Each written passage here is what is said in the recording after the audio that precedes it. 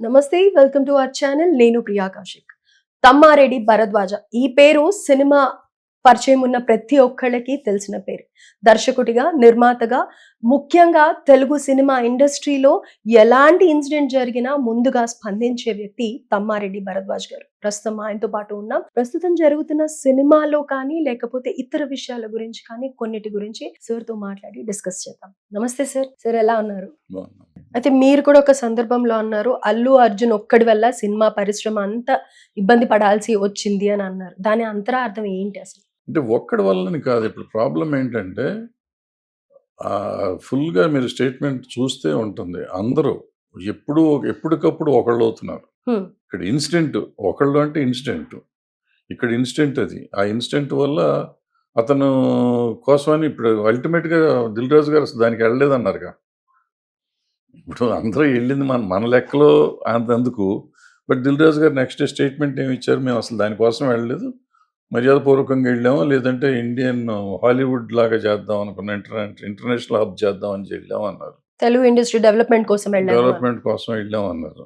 ఇక దాని మీద డిస్కషన్ ఏముంది, మనం మాట్లాడదానికి మనకు హక్కే లేదు, పాయింటే లేదు ఇప్పుడు. సో ఎవరు తల ఉంచుకోలేదు కదా, ఇంకా వాళ్ళు వెళ్ళారు, వాళ్ళ ఇష్టం ఆయన వెళ్ళారు, వచ్చారు, సింపుల్. అంటే అక్కడ వచ్చిన టాక్ ఏంటంటే అల్లు అర్జున్ ఇష్యూ రోజు రోజుకి పెద్దగా అవుతోంది కాబట్టి రేవంత్ రెడ్డిని కలిసి కొంతమంది కాంప్రమైజ్ చేయటానికి వెళ్ళారు అని అనేసి అంటున్నారు. అండ్ ఇదే విషయం అక్కడ డిస్కషనే జరగలేదు కదా, అది దాని మీద డిస్కషనే జరగలేదు. నేను విన్నంత వరకు, నాకు తెలిసినంత వరకు లోపలైతే ఆ ఇష్యూ డిస్కస్ చేయలేదు వాళ్ళు ఎవరు.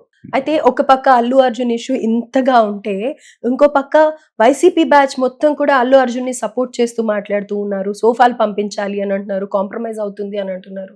అంటే అల్లు అర్జున్ ఒకప్పుడు సిద్ధార్థ్ రెడ్డిని సపోర్ట్ చేసినందుకు ఇంకా అల్లు అర్జున్ వాళ్ళ వైపే ఉండి కూడా ఇవన్నీ జరుగుతున్నాయా, అందుకే చిరంజీవి ఫ్యామిలీని పట్టించుకోవట్లేదా అన్న క్వశ్చన్స్ కూడా వస్తూ ఉన్నాయి. దీనికి మీరు ఏం చెప్తారు? దీనికి సంబంధం లేదు. ఇప్పుడు సిద్ధార్థ్ రెడ్డిని సపోర్ట్ చేశారు, లేకపోతే వాళ్ళు ఎవరికో వైసీపీ కోసం వెళ్ళొచ్చాడు ఆయన. వెళ్ళినంత లోపల ఇది అయిపోయాడు. వైసీపీ పార్టీలో ఆయన చేయలేదు కదా, వైసీపీ పార్టీ కాదు ఆయన. ఆ ప్రభావం ఎక్కువగా ఉంది అని అనేసి అంటున్నారు. అతని మీద ఎవరి ప్రభావం ఉండదు, అతని మీద అతని ప్రభావమే ఉంటుంది. అతని మీద ఎవరిదో ప్రభావం ఉండేది, ఏదో చేస్తాడు అనేది ఏముండదు. సో ఏదో క్వార్టరీ ఉంటుంది, వాళ్ళు చుట్టూతో ఉండేవాళ్ళు ఏదో చెప్తూ ఉంటారు, వాళ్ళు వింటుంటారు. ఈ హీరోనే కాదు, ఏ హీరోకైనా కానీ they have their own people. ఇప్పుడు మీరు అన్నట్టు ఇందాక ఎవరన్నా ఉండాలి కదా, చెప్పాలి కదా అంటారు. గైడెన్స్ తీసుకునే లెవెల్లో ఏ హీరో లేరు ఇవాళ. యాక్చువల్గా నిజంగా ఇటువంటి చిన్న గైడెన్స్ ఉంటే ఈజీగా సాల్వ్ అయిపోతాయి ప్రాబ్లమ్స్. ఈ ప్రాబ్లమే రాదు అసలు, ఫస్ట్ పాయింట్ సాధ్యమైనంత వరకు. ఆ ప్రాబ్లం ఏంటంటే they don't want to take any kind of guidance or anything.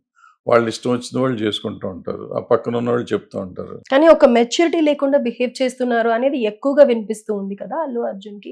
అంటే సభాముఖంగా ఏవి మాట్లాడాలి, ఏవి మాట్లాడొద్దు. ఇప్పుడు అల్లు ఫ్యామిలీ, అల్లు అర్జున్ సినిమాలు కానీ, లేకపోతే ఇటు రామ్ చరణ్ సినిమాలు కానీ, పవన్ కళ్యాణ్ సినిమాలు కానీ, అటు ఆ కాంపౌండ్స్ నుంచి వచ్చిన ఏ సినిమాలు కానీ, టీజర్ కానీ వాళ్ళు ఉన్నారు అంటే అందరి ఫ్యాన్స్ ని ఎక్స్పెక్ట్ చేయొచ్చు. పవన్ కళ్యాణ్ ఫ్యాన్, చిరంజీవి ఫ్యాన్స్ అందరిని ఎక్స్పెక్ట్ చేయొచ్చు. అలాంటప్పుడు తను పాస్ చేసే కొన్ని స్టేట్మెంట్స్ కానీ, తను మాట్లాడే మాటలు కానీ డెఫినెట్ గా ఎఫెక్ట్ ఉంటాయని ఎక్స్పెక్ట్ చేయడా?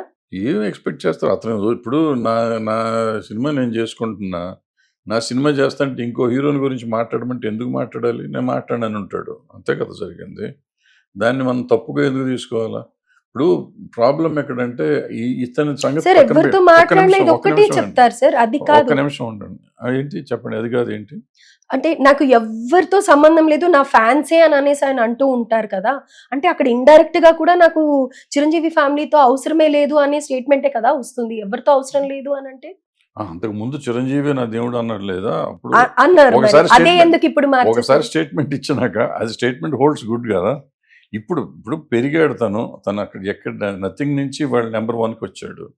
నెంబర్ 1కి వచ్చినాక తనకు కొంత ఉంటుంది కదా, మనిషి పెరుగుతున్న కొద్దీ ఉంటుంది. సో కొంచెం సెపరేట్ అవుదాం అనుకుంటే తప్పేం లేదు కదా.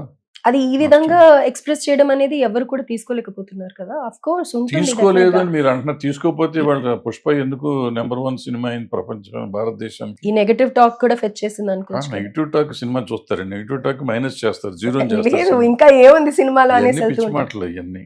సినిమాలో దమ్ముండి ఉంటే, హీరోలో పవర్ ఉంటే సినిమా చూస్తారు. సో నెగిటివ్ టాక్ చేస్తే వస్తుంది, పాజిటివ్ టాక్ చేస్తే వస్తుంది అనేది అంతా మానభ్రమలు ఇవన్నీ. సినిమాలో ఉంది, ఆయన వచ్చింది, ఆయన కూడా కష్టపడి ఉంటాడు, సినిమా పే చేసి. డెఫినెట్ అవును. మొత్తం టోటల్ 6 ఇయర్స్ అని అనుకోవచ్చు వాళ్ళ జర్నీ. 'పుష్ప 1' కానీ 'పుష్ప 2' కానీ. అయితే ఇదే సందర్భంలో అల్లు అర్జున్‌కి, సుకుమార్‌కి కూడా చెడింది అని అనేసి టాక్ వస్తుంది. అంటే అంత క్లోజ్‌గా ఉండి అసలు స్టేజ్ మీద అల్లు అర్జున్ నేను ఇలా ఉన్నాను అంటే నువ్వే అని చెప్పుకున్న అల్లు అర్జున్‌కి, సుకుమార్‌కి నిజంగానే చెడిందని అంటారా? మనకెక్కడ తెలుస్తుంది, నాకు తెలిసినంతవరకు చెడు ఏం లేదు, బాగానే ఉన్నారు. టీవీలో అయితే బాగానే కనపడ్డారు. ఓకే. తర్వాత సంగతి నాకు తెలియదు. సార్ మీరు డెప్త్‌గా చెప్పట్లేదు సార్ నాకెందుకో ఇక్కడ. డెప్త్‌గా ఇప్పుడు మనకు తెలియని విషయం, నేను ఇక్కడి నుంచి బయటికెళ్ళను. నేను ఆళ్ళని కలవను కూడా కలవలేదు. సుకుమార్‌ని నేను హార్డ్‌లీ ఎప్పుడో చిన్నప్పుడు చూసాను నేను. చూసి 10 ఏళ్ళు అయిపోయాయి సుకుమార్‌ని చూసి. అల్లు అర్జున్‌ని చూసి కూడా 2 ఇయర్స్, 3 ఇయర్స్ అయింది నేను. వాళ్ళిద్దరి మనసులో ఏముందో, వాళ్ళిద్దరు ఏమనుకుంటారు, నేను ఎట్టా జడ్జిమెంట్ ఇస్తాను ఇక్కడ అంటే కూర్చొని.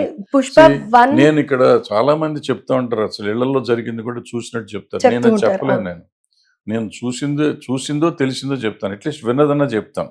రైట్. అవును. ఇప్పుడు నాకు తెలిస్తే నేను కావాలంటే అరవింద్ గారికి ఫోన్ చేసి ఉండొచ్చు, లేకపోతే అర్జున్‌కే నేను ఫోన్ చేసి మాట్లాడి ఇట్ట కాదా ఇట్ట అనొచ్చు. అంటే నాకు ఇప్పుడు ఇంటర్ఫియర్ అవ్వటం నాకు పెద్ద ఇంట్రెస్ట్ లేదు.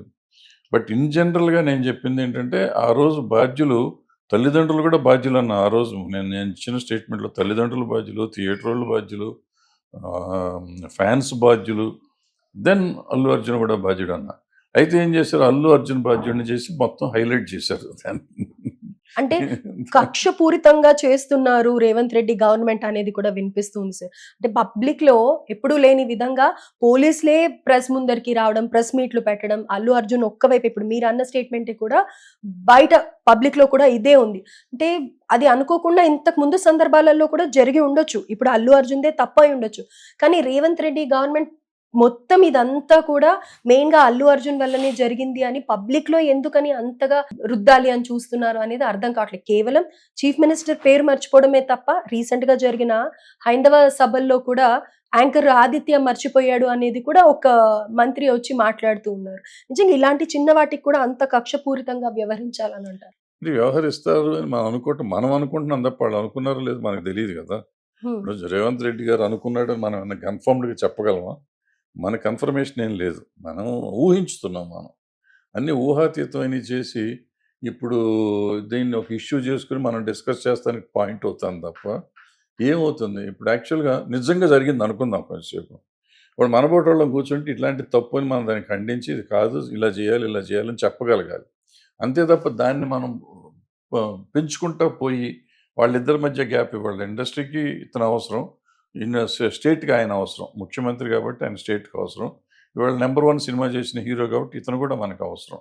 వీళ్ళిద్దరూ బావుంటే, వీళ్ళిద్దరి మధ్య విషయం కూడా బావుంటే మనుషులకి కొంతమంది సమాజానికి హెల్ప్ అవుతుందనేది మనం ఆలోచించాలి తప్ప, వీళ్ళిద్దరిని విడగొడదాము, ఇంకా ఎక్కువ చేద్దాం, అగ్నిలో ఆజ్యం పోద్దాం, ఇంకొంచెం గడ్డేసి మంట పెంచుదాం అనే ప్రయత్నం చేయకూడదు కదా. అంటే చూసే వాళ్ళకైతే డెఫినెట్‌గా ఇది కక్షపూరితమేనా అని అయితే ప్రశ్న వస్తోంది.